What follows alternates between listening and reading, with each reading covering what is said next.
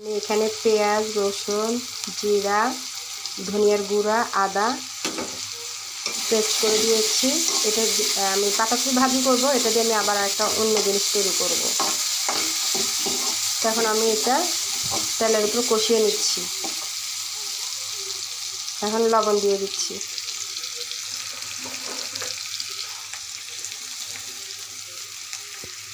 আমি সব ধরনের মশলা অ্যাড করি।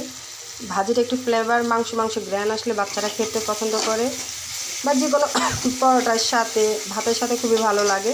তো আমি সব কিছু মশলা একটু একটু করে দিয়ে দিই। আর আমার মশলাটি কষা।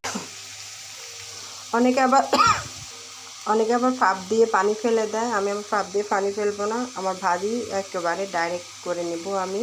আমার ওই আর তো একবার সিদ্ধ করে পানি ফেলে দিয়ে আবার করাটা আমার খুবই কষ্ট লাগে। আমি শাক ভাজি যে কোনো জিনিসে আমি একেবারেই বসিয়ে দিই। এখন আমি এটা নাড়িয়ে নেব। দেখুন আমার ভাজিটি হয়ে গিয়েছে, কোনো পানি নেই, একদম ঝরঝরা, সুন্দর স্মেল বের হয়েছে।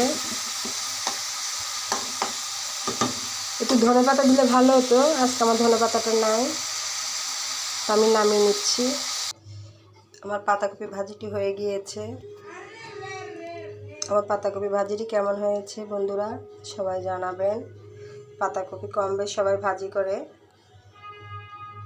আমি যেভাবে করেছি সেভাবে করে খেয়ে দেখবেন, অনেক ভালো লাগবে।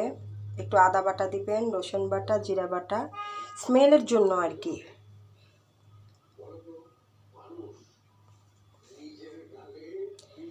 তো আমার ভাজিটি ভালো লেগে থাকলে বন্ধুরা ভালোবাসা দিয়ে যাবেন। বাসায় ভালো থাকবেন। আল্লাহ হাফেজ।